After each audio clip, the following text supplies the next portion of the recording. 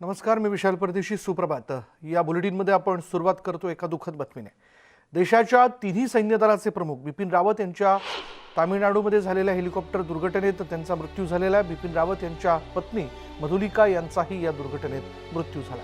दुर्घटनेनंतर रावत यांच्यासह इतर जखमींवर हॉस्पिटलमध्ये तातडीनं उपचार सुरू करण्यात आले. मात्र उपचारांना यश आलं नाही. बिपिन रावत यांचं उपचारादरम्यान निधन झालं. तामिळनाडूच्या कुन्नूर भागात भारतीय वायुदलाचं MI-17-5V हे अत्याधुनिक आणि उच्च दर्जाचं हेलिकॉप्टर कोसळलं होतं. तिथल्या डोंगराळ भागात हे हेलिकॉप्टर कोसळल्यानंतर तातडीनं बचाव कार्य सुरू करण्यात आलं. बिपिन रावत यांच्यासह 13 जणांचा या हेलिकॉप्टर दुर्घटनेत मृत्यू झाला. या दुर्घटनेत एक जण बचावलेला आहे. बिपिन रावत यांच्या पार्थिवावर उद्या म्हणजे शुक्रवारी नवी दिल्लीत अंत्यसंस्कार होणार आहेत. दरम्यान पुढील 10 दिवसात नवे CDS नेमके कोण असतील याबद्दलची घोषणा लवकरच केली जाईल असंही कळतंय.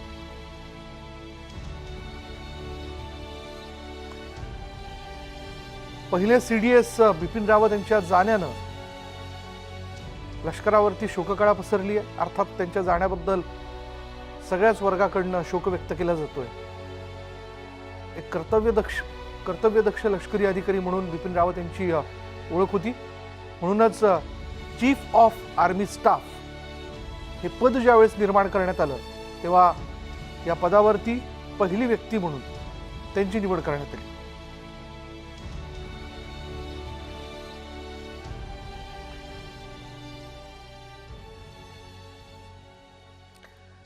पुढे पाहूयात. CDS बिपिन रावत यांच्या अपघाती मृत्यूमुळे देशावर शोककळा पसरली. रावत यांच्या करारी नेतृत्वामुळे देशानं अनेक आघाड्यांवर शत्रूंना धूळ चारली होती.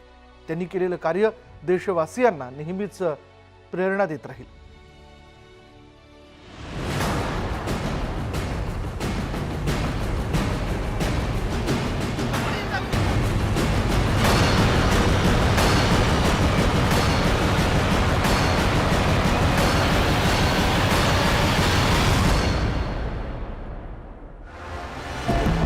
हेलिकॉप्टर दुर्घटनाग्रस्त झाल्यामुळे CDS बिपिन रावत यांचा अपघाती मृत्यू झाला.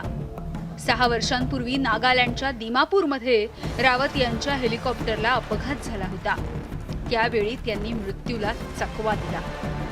बिपिन रावत त्यावेळी लेफ्टनंट जनरल होते. मात्र यावेळी नियतीनं साथ दिली नाही. देशात ज्या ठिकाणी दहशतवादी आणि फुटीरतावाद्यांनी आव्हान दिलं तिथे बिपिन रावत यांनी सैन्याचं नेतृत्व केलं. काश्मीर, ईशान्य भारतावर त्यांनी लक्ष देऊन दहशतवाद्यांना ठेचून काढलं. चीन आणि पाकिस्तान सारख्या शेजाऱ्यांना समजेल अशा भाषेत त्यांनी उत्तर दिलं. त्यामुळेच देशाचे पहिले चीफ ऑफ डिफेन्स स्टाफ होण्याचा मान बिपिन रावत यांना मिळाला होता. 16 मार्च 1958 साली त्यांचा डेहराडूनमध्ये जन्म झाला. शिमल्यातील सेंट एडवर्ड स्कूलमध्ये रावत यांनी शिक्षण घेतलं. इंडियन मिलिटरी अकादमीत त्यांना स्क्वॉड ऑफ ऑनर मिळाला. 16 डिसेंबर 1978 मध्ये बिपिन रावत हे लष्करात दाखल झाले. सुमारे 4 दशकांच्या सेवेत बिपिन रावत यांनी यशाची अनेक शिखरं पादाक्रांत केली. बिपिन रावत यांनी काश्मीरमध्ये लष्करी तुकडीचं नेतृत्व केलं. दहशतवाद्यांवर वचक निर्माण करून तिथे शांतता प्रस्थापित करण्यात त्यांनी मोठी भूमिका बजावली. 2016 मध्ये बिपिन रावत सदर्न कमांडचे GOC इन कमांड झाले.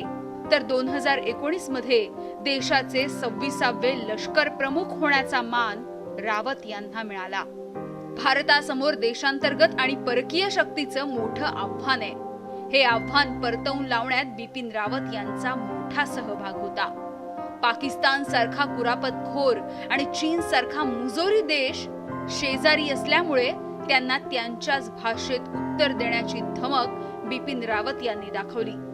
त्यामुळे शत्रू राष्ट्र भारतासमोर मान वर करू शकलं नाही.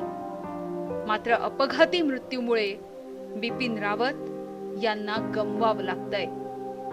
त्यांनी केलेली भारत मातेची सेवा ही आपल्या सगळ्याच देशवासियांमध्ये कायम स्मरणात राहील. Bureau report, news 18 Lokmat.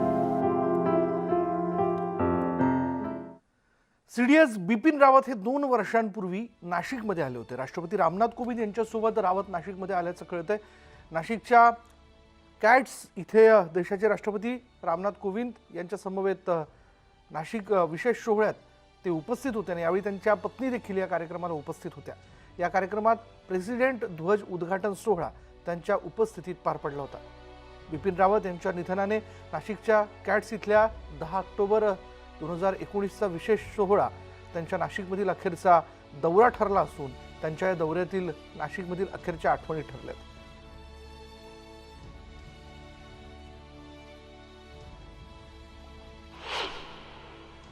ही अत्यंत धक्कादायक अशा प्रकारची बातमी आहे। एका दृष्टीने देशाचा लष्कर प्रमुख आणि त्याच्यावर काही सिनियर अधिकारी यांना या पद्धतीचं मरण मिळणं ही अतिशय चिंताजनक अशा प्रकारची गोष्ट। माझ्या माहितीप्रमाणे जे हेलिकॉप्टर वापरलं ते अतिशय उच्च दर्जाचं हेलिकॉप्टर होतं।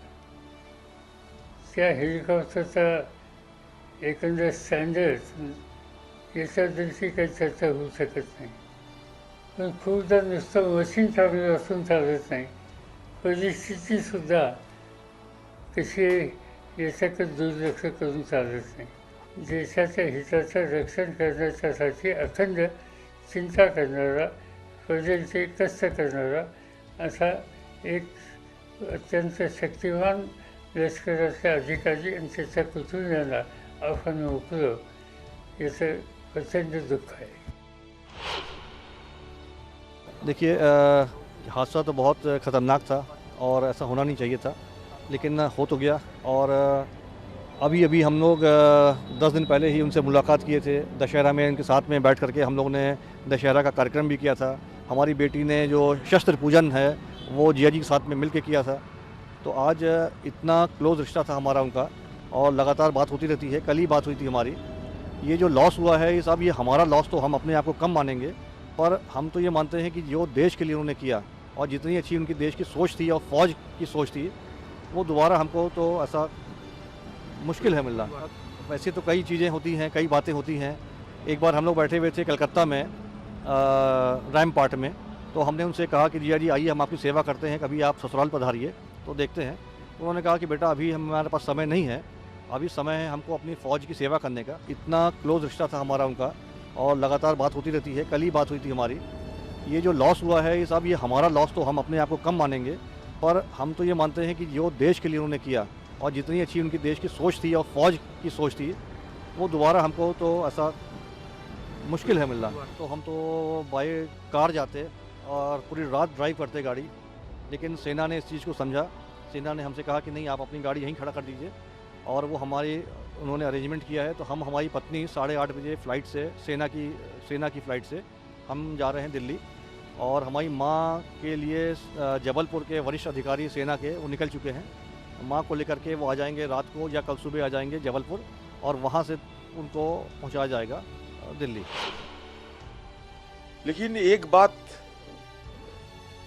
हमें जरूर कहना पड़ेगा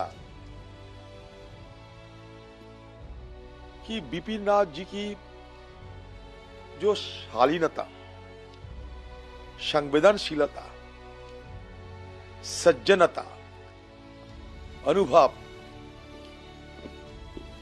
आज सब कुछ मुझे नए सिरे से याद होने लगी है जब सुना है मैंने कि उनको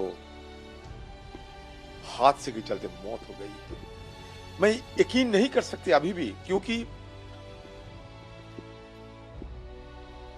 पिछले 4 दिन पहले रात 8 साढ़े 8 बजे ओवर फोन पे उनसे मेरा बात हुई थी, और आज वो नहीं है। मैं बताऊं तो क्या बताऊं।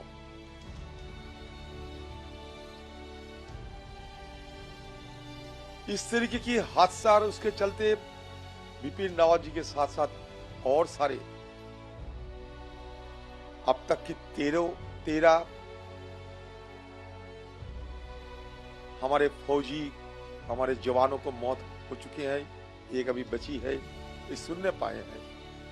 आज सारे सदन मायूसी में है। आप यकीन करो, सिर्फ मैं नहीं, सारे सदन जिन जिन के साथ उनकी कभी मुलाकात हुई थी, कभी बात हुई थी, सब आज मायूसी में है।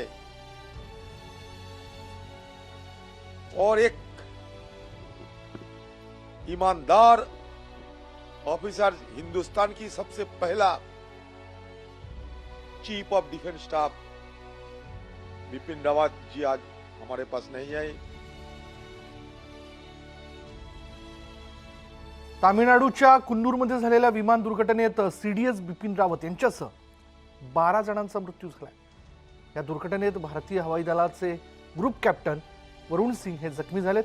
त्यांच्यावर सध्या उपचार सुरू आहेत आणि या वर्षाच्या स्वातंत्र्य दिन सोहळ्यात त्यांना शौर्य चक्र पुरस्काराने सन्मानित करण्यात आलं होतं। 2020 मध्ये एरियल इमर्जन्सी दरम्यान तेजस फायटर एअरक्राफ्टला वाचवण्यात त्यांनी महत्त्वाची भूमिका बजावली होती। त्यांच्या या कार्याबद्दल त्यांना शौर्य चक्र पुरस्कारानं सन्मानित करण्यात आलं।